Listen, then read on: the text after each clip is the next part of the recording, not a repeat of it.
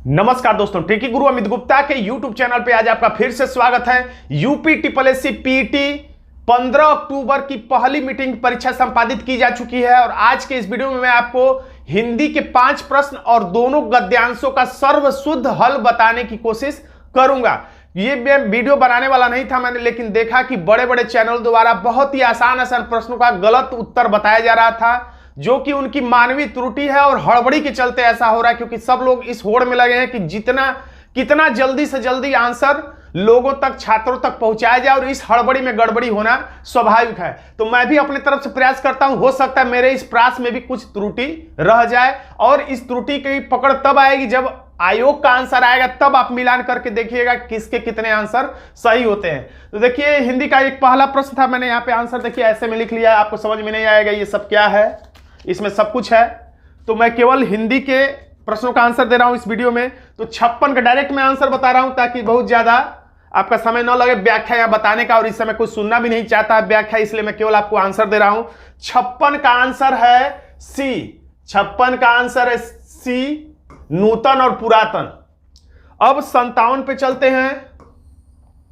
तो 57 ख्याली पुलाव पकाना में हो जाएगा हमारा, ख्याली पुलाव पकान में 57 में हमारा आंसर हो जाएगा डी। अब इसमें मुझे यहां से स्पष्ट नहीं दिख रहा, मैं आंसर बताता जा रहा हूं, आपको दिख रहा होगा, थोड़ा सा आप एडजस्ट करिएगा दिखने में, क्योंकि उतना क्लियर मेरे पास पीडीएफ नहीं पहुंचा छात्रों के द्वारा। तो इसका आंसर है डी। अब 58 का देखिए, 58 का आंसर है ए, महाधन ऋषि महर्षि, ये गुण संधि है। अब हम लोग देखते हैं 59 का। तो 59 का यहां पर हमें आंसर मिलता है, 59 का आंसर है विकल्प ए।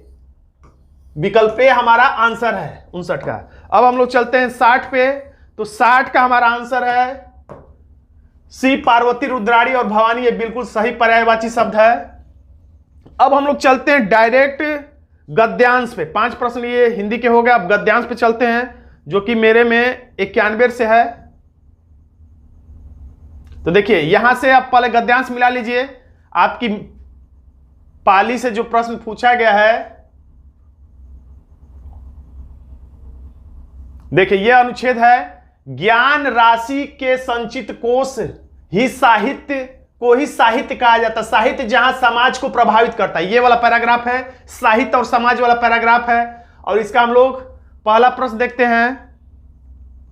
प्रश्न नंबर 91 में क्या लिखा हुआ है?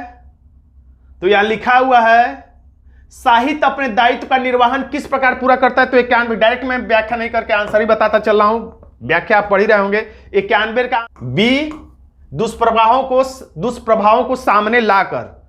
तो 91 का आंसर हो गया बी। अब हम लोग देखते हैं 92 का। तो यहां पर 92 का आंसर क्या है? देखिए 92 का यहां पर आंसर है, 92 का आंसर है सी। आप देख लीजिए इसमें क्या लिखा हुआ है, सब कुछ पढ़ लीजिए ध्यान से, क्योंकि हर पाली में या हर अलग अलग सेंटर के हिसाब से या बुकलेट के हिसाब से विकल्प बदले हुए हैं। जो इसमें सी है, आप में हो सकता है ए में हो, किसी में बी में हो, किसी में डी में हो। तो आप ये क्या लिखा हुआ है इसको पढ़िएगा, सी को डायरेक्ट टिक मत करिएगा, देख लीजिए कि जो लिखा हुआ वही आपके किस विकल्प में लिखा हुआ है, आप देख के उसमें मिलान कर लीजिए। तो ये है 92। अब 93 का। प्रश्न संख्या से मतलब नहीं, आप प्रश्न मिलाइएगा और विकल्प भी मिलाइएगा कि ये विकल्प आपके किस नंबर पे, ए में है कि बी में है कि सी में है कि डी में है। तो पूरा शब्द टू शब्द आपको मिलाना होगा किस विकल्प में क्या लिखा हुआ है। तो देखिए 93 का आंसर है बी, राष्ट्र का इतिहास, गरिमा, संस्कृति, सभ्यता, ये सब कुछ आप देख लीजिए क्या लिखा हुआ है। 93 का हो गया बी। इसको आप मिला लीजिएगा कि आपके किस विकल्प में है, सी में है, ए में है, डी में है, बी में है। अब हम लोग चलते हैं 94 पे। तो 94 का हमारा आंसर है विकल्प 94 का सी है, 94 का आंसर है सी। और अब हम लोग चलते हैं 95 पर। तो 95 मैंने आपको बताया था मेरे गद्यांश वाले, अगर आप वीडियो देखे होंगे तो मैंने बताया था गद्यांश का जो शीर्षक होता है वो सामान्यतः शुरू के 2-3 लाइनों में होता है। तो शुरू के 2-3 लाइनों में देखिए क्या लिखा हुआ है, शुरू के 2-3 लाइनों में देखिए आराम से क्या लिखा हुआ है, ज्ञान राशि के संचित कोश को ही साहित्य कहा जाता है। साहित्य जहां समाज को प्रभावित करता है, साहित्य समाज को प्रभावित करता है, वही समाज से भी प्रभावित होता है, साहित्य समाज को प्रभावित करता है। तो यहां पर हमें शीर्षक क्या निकल के आता है 95 का?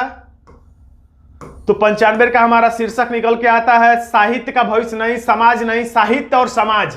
यानी हमारा आंसर हो जाता है विकल्प सी, साहित्य और समाज। देख लीजिएगा आपके किस विकल्प में है। तो एक का तो हो गया। एक और जो पैराग्राफ है उसका भी हम लोग देख लेते हैं 96 से। अब आप में किस नंबर पे होगा, किस विकल्प में होगा, ये आपको देखना होगा। देखिए 96 प्रश्न का आंसर हो जाएगा यहां पर ए, क्षण भंगुर। और ये चिरस्थाई का विलोम शब्द यही ऐसा है जो इसमें दिया है। बाकी तो बिना देखे भी, बिना पैराग्राफ पढ़े भी बता सकते हैं, क्योंकि और चिरस्थाई का मतलब जो अस्थाई समय के लिए रहे, अधिक देर के लिए रहे। अब बाकी 700 तो पैरावाची हो जाएगा। श्रद्धा कुछ अलग ही अर्थ है, निमित्त कुछ अलग ही अर्थ है। ये बिना पैराग्राफ पढ़े भी आप दे सकते थे। अब 97 को देखते हैं। 97 का हमारा आंसर हो जाता है, 97 का आंसर होगा हमारा, 97 का आंसर होगा डी। सत्य की तलाश कैसे की जानी चाहिए? तो श्रद्धापूर्वक अंतः विद्यमान सत्य के मार्ग पर आगे बढ़ते हुए इस सत्य का साक्षात्कार करें। इन्हीं सब प्रश्नों में कई बड़े चैनलों द्वारा गलत आंसर और बहुत ही आसान प्रश्नों का गलत आंसर दिया गया, बहुत हड़बड़ी के कारण। मानवीय त्रुटि कहा जा सकता है, जो कि किसी से भी संभव है, मुझसे भी होता ही रहता है। 98 का आंसर है इसमें सी, जिज्ञासु को सत्य की अहिंसा के पथ पर चलते समय क्या करना चाहिए? तो ये संकटों को सहते हुए, निमित्त नाश किए बिना आगे बढ़ना चाहिए। हमारा आंसर हो गया सी। 99 का देखिए क्या है, 99 का आंसर है सी, क्योंकि सत्य और अहिंसा का मार्ग, ये सब कुछ आप देख लीजिए क्या लिखा हुआ, इसको ध्यान से पढ़ लीजिएगा, आपके अलग विकल्प में हो सकता है। अब हम लोग देखते हैं 100 का। तो 100 का क्या है? तो इसको भी थोड़ा मिला लीजिए, क्योंकि अलग अलग चैनलों पे अलग अलग इसका आंसर बताया जा रहा है। मेरे हिसाब से ये सभी होगा। अगर ये वीडियो आपको अच्छा लगा हो तो इसे अपने दोस्तों में भी शेयर कर दीजिएगा। चैनल पर नए हैं तो चैनल को सब्सक्राइब कर लीजिएगा, क्योंकि इस चैनल पर मैं ऐसे वीडियो समय समय पर लाता रहता हूं। धन्यवाद।